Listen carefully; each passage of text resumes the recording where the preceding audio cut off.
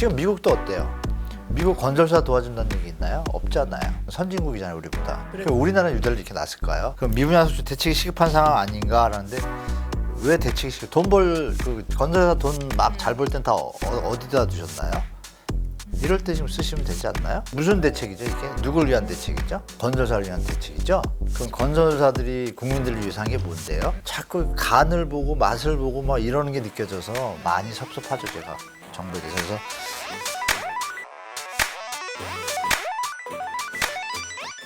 또 얼마 전에 근데 개포 DH 이런 무순위 청약에는 막 또 엄청 막 몰리잖아요. 이런 데로 몰리다 보면 또 좀 주의해야 될 점도 있을 것 같은데. 이 무순위는 일반 정상적인 가격의 수도권이라 그런데 큰 무리가 없고요. 개포 이런 데는 한 10억, 20억씩 하니까 당첨이 됐다고 가정을 할게요. 젊은 분들이 계약금은 한 달 내에 내야 돼요. 그리고 잔금을 3개월 내에 내야 돼요. 근데 그 사이에 전세를 놓을 수는 있어요. 그러면 전세를 놓으면 전세 가격이 분양가랑 갭이 있을 거 아니에요? 그 갭이 지금 개포 같은 경우에 강남권에서 하면 제가 볼 때 분양가를 무순위로 받으면 보통 적으면 5억, 많으면 한 7억 정도 갭이 생겨요. 그러니까 이 돈을 메꿀 능력이 있어야 돼요. 물론 이제 되면 이게 어느 정도 지나서 매매를 한다고 가정하면 시세 차익이 또 그 정도 되니까 이거는 시세 말로 뭐 땡빛? 땡빛이라고 해야 되나요? 사채는 안 됩니다. 고리 사채는 안 되고 친척이나 이런 분들 다 동원해서 해볼 만한 가치는 있는데 그 능력이 안 되고 너무 힘들면 조심하셔야죠. 그거 하다가 3개월째 잔고를 못 내면 어떻게 돼요? 생각해도 싫죠? 요 갭을 미리 준비하셨다가 당첨이 되면 내가 5억, 6억이 3개월 안에 필요하니까 빨리빨리 준비해서 하시면 그러면 성공한 거죠. 이 무순위 투자에. 그래서 주의할 부분은 그 부분입니다. 뭐 특별히 없고 돈의 문제니까 예산을 잘 체크하셔가지고 접하셔라 이렇게 말씀드릴게요. 근데 요 개포 DH가 등기가 안 나. 온다고? 그렇죠. 등기가 못 나고 있죠 지금. 소유권 등기가 이전이 안 되는데 그건 입주 준공이 안 돼. 입주 승인은 받았어요. 사용하는데 문제가 없는데 그 밑에 이제 그 배수관 이런 것들이 정리가 안 돼서 그래요. 근데 큰 문제는 아닌데 시간이 좀 걸립니다. 한 1년 반 정도 보셔야 되고 1년 반 정도면 소유권이 넘어오잖아요. 근데 여러분 아시지만 그 부분 때문에 거래를 못 하진 않아요. 앵커님께서 등기가 난다라는 시점에 나한테 파는 거를 미리 계약할 수도 있잖아요. 솔직히 그죠? 그럼 이걸 갖다가 변호사 공증사무실에 가서 공증까지 쓰면 또 그런 거래가 가능해요. 그래서 점점점 사람이 뜻이 있고 길이 있으면 안 되는 건 없어요. 없는데 불편하고 준비하고 이런 것들이 많다는 거. 일기 신도시 쪽이 다 막 집값이 떨어지고 신도시 중에 뭐 힘을 좀 못 쓰고. 네, 못 쓰고 있죠. 그쪽 한번 전망하고 현황 좀 짚어주세요. 일기신도시는 여러분 우리 2030 분들이 거기가 천지개벽할 도시라고 생각돼가지고 혼자서 풍운의 꿈을 안고 막 가시는 분들이 조금 있는 것 같아요. 일기신도시 법이 아니잖아요. 지금 이름이 노후계획도시 지원특별법으로 바뀌었어요. 근데 우리가 일기신도시법에서 출발했어요. 일기신도시만 하려다가 전국을 가게 됐어요. 그러면 얼마나 준비성이 부족한지는 점점점. 그렇죠? 아들 이름을 지었는데 갑자기 이름을 또 바꿔? 뭔가 이상하잖아요. 근데 내용도 막 바뀌었어. 왜 그런지를 우리가 봐야겠죠. 일기신도시법이 이것도 정치적인 포인트에서 나온 거예요. 분당에 어떤 선거표를 포퓰리즘을 하기 위해 가지고 분당 주민들한테 설명을 했어요. 여러분 생각해 보세요. 당신 집이 용적률이 100%인데 200%를 올려주는 거 어떻게 다 좋다 그러죠. 그걸 가지고 어느 사람이 그 정치 그 정당에 가서 이렇게 된대 한 거예요. 그러니까 잘 만들어봐 이렇게 된 거예요. 잘 만들어봐 이래가지고 이게 일기신도시법이 된 거예요. 근데 알고 보니까 중동 3번 평촌은 별로 관계가 없어요. 근데 일단 밀어붙인 거예요. 그러다 보니까 어떤 일이 벌어졌어요? 목동, 상계동, 압구정동 형님들이 아니 뭐 하는 거야? 우리가 10년 먼저 졌는데 아직도 어린 것들이 뭘 한다고 이렇게 된 거예요. 말이 비판이 나오잖아요. 더 오래된 거를 먼저 해줘야지 왜? 그러니까 부랴부랴 어떻게 했어요? 어떻게 같이 해야 되는데 짠 게 노후 계획으로 바뀐 거예요 이름이. 이 자체가 얼마나 급조된 걸 알 수 있잖아요. 그 결과의 내용을 보면 그래서 노후 계획 도시법 내용에 뭐가 있냐면 여러분 미리 아실게 이 분당 전체를 싹 하는 게 아닙니다. 분당에 있으면 이렇게 아파트 단지가 뭐 A, B, C, D 이렇게 뭐 6개가 크게 있다 그럴게요. 이 하나에 만약에 10개의 단지가 있다 그럴게요. 그럼 이 블록별 개발 들어보셨을 거예요. 블록별로. 블록별로 하는 거예요. 그러면 블록별 보통 5년, 7년 걸리거든요. 근데 거기 블록 한 10개면 어떻게 돼요? 한꺼번에 못 해요. 그러면 한 블록대로 차례대로 하면 어떻게 되죠? 5 곱하기 10, 50년 걸려요. 그리고 여기서 또 노후계획도시법에 1, 2, 3번이 있어요. 뭐가 있냐면 노후계획도시법에서 사업은 이런 형태로 한다. 도시 및 환경정비법에 의한 재건축. 두 번째가 리모델링. 세 번째가 입지규제 최소구역이란 말이 있어요. 입지규제 최소구역은 그게 여러분이 뉴스에 보시는 선도구역이에요. 그러면 선도구역은 알겠는데 그러면 원래 거 리모델링하고 재건축 그대로 하나? 헷갈리실 거예요. 그죠? 합니다. 그러면 싹 바꾸는 게 아니잖아요. 뭔가 또 이상하죠. 리모델링 하던 단지들의 사례를 말씀드리면 조합장님이 리모델링 오늘 이제 계약을 하려고 하는데 시공사하고 갑자기 일기신도시법이 나온 거예요. 그러니까 주민들이 조합장님 저 용적률을 더 준다는데 그러면 우리가 분양해서 팔 게 더 생기니까 이득이 많으니까 그거 해야 되는 거 아니에요? 어떻게 해요?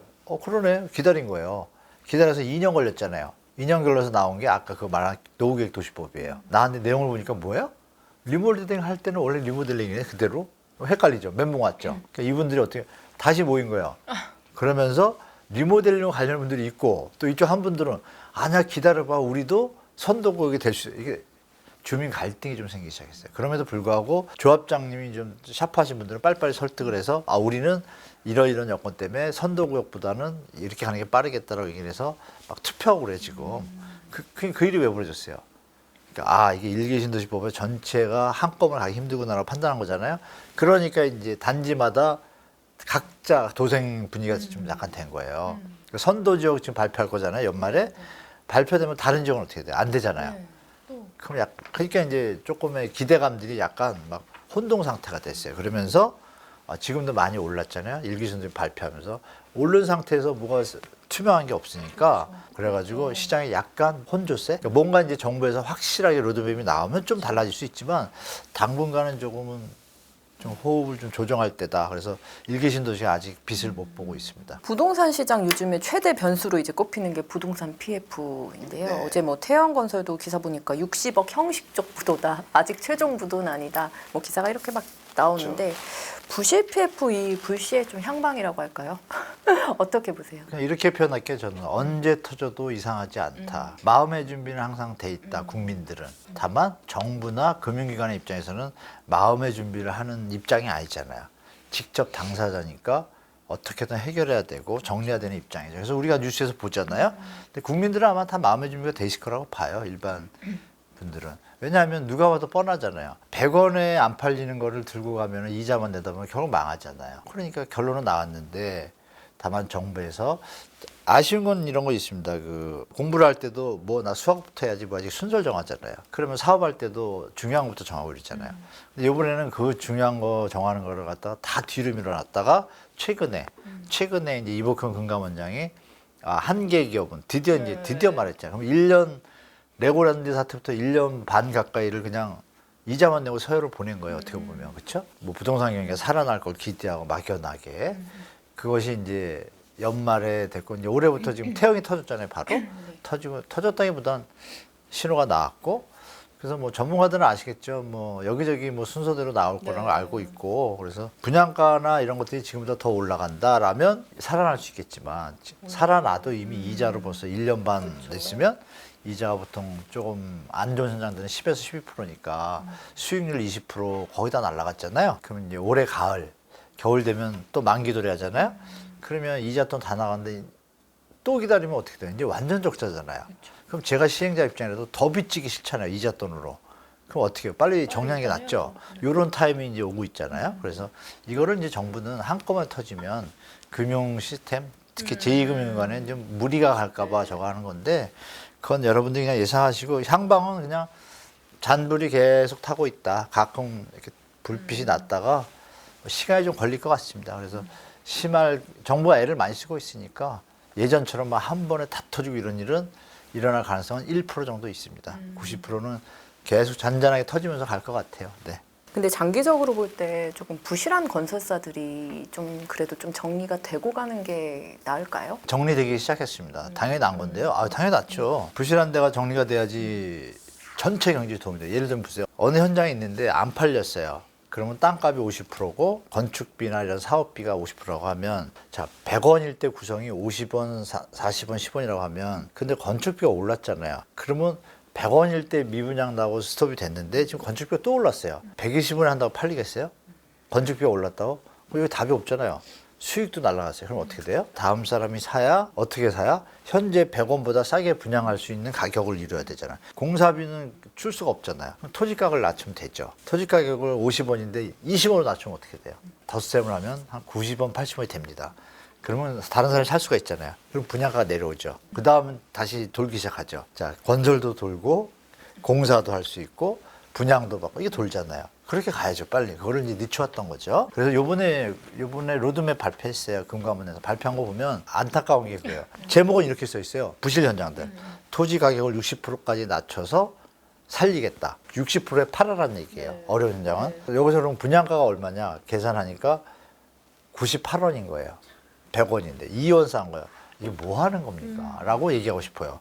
이게 90원은 돼야 시장에 돌잖아요. 그래서 MB 때는 이거를 과감하게 분양가를 70% 수준까지 내리는 거를 정부가 확 도와줬어요. 네. 그럼 국민들한테 70, 80%에 분양하잖아요. 85%. 그럼 사람은 돌았죠. 네. 그러니까 그런 걸 교훈 삼아서 PF 구조가 여기 필요하다. 아주 필요한데 그 디테일에서 MB 때는 매번 발표를 했거든요. 디테일하게.